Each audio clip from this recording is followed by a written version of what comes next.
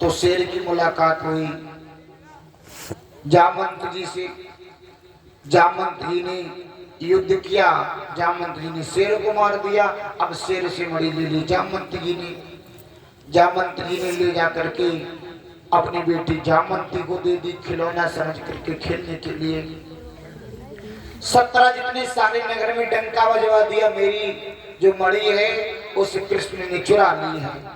भरी सभा में मुझसे मणि मांग रहा था और मणि मैंने नहीं दी तो उसने चुरा ली। अब तो भगवान को कलंक लगा दिया।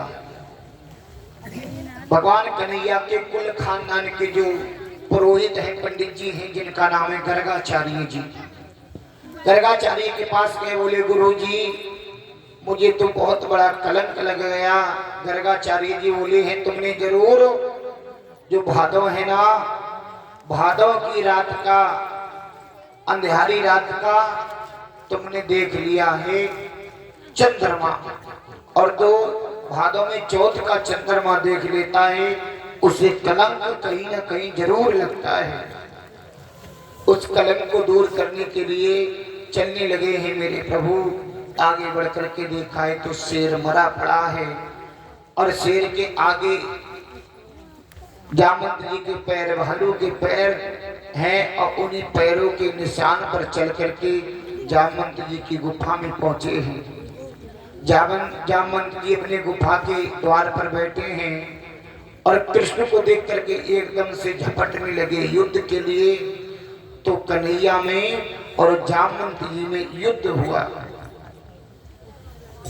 जामवंत जी की नस नस ढीली हो गई। तब कहा प्रभु मैं आपको पहचान नहीं पाया, आप तो मेरे त्रेता युग के प्रभु श्री राम हो और द्वापर में आप कृष्ण के रूप में आए हैं। जामवंत जी से युद्ध क्यों हुआ?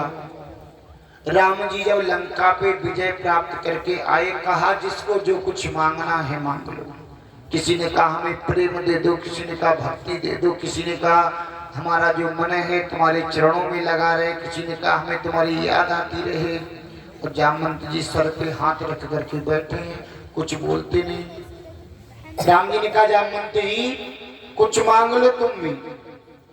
जामवंत जी बोले देखो हमने रावण की सेना से युद्ध किया, लेकिन रावण की सेना में कोई इतना बलधारी नहीं था जो मुझसे युद्ध कर लेता। तो ये मेरी इच्छा अब तक पूर्ण नहीं हुई। अब मैं ये कहता हूँ प्रभु कि दो दो हाथ मेरी आप से ही हो जाए। राम जी बोले मैं मर्यादा में हूँ, मर्यादा पुरुषोत्तम कहलाया हूँ और इसलिए मैं मर्यादा के विपरीत कोई काम नहीं कर सकता। सेवक और प्रभु का युद्ध कैसे हो सकता है? और ये अभिलाषा मैं आपकी जरूर पूर्ण करूंगा, लेकिन अभी नहीं, द्वापर में कृष्ण बन करके आऊंगा और तब मैं तुम्हारी ये अभिलाषा पूरी करूंगा। तो इधर मेरे प्रभु ने आकर के युद्ध किया। जामवंत जी हाथ जोड़ करके क्षमा मांगने लगे, कहा प्रभु हमें माफ कर दो। और मणि जो थी, कन्हैया ने कहा मणि हमें दे दो, हम पर कलंक लग गया है, हम 17 जितनी मणि उसे वापस करेंगे। जामवंत जी ने कहा ऐसे मणि नहीं दूंगा, मणि दूंगा दहेज में, और पहले तो आप मुझे माफ करो। कन्हैया बोले तुझे माफ किया, क्षमा किया। जामवंत जी बोले ऐसे नहीं, अगर आपने मुझे क्षमा कर दिया तो आप ऐसा करो मेरी बेटी जो है इसको स्वीकार कर लो और मैं अपनी बेटी को तुम्हें सौंप रहा हूं और दहेज के रूप में मैं तुम्हें ये मणि सौंप रहा हूं। इस प्रकार से दूसरा विवाह हुआ है जामवंत जी की जो है बेटी जामवंती के साथ। और तीसरा विवाह सत्यभामा के साथ। जब मणि लौटा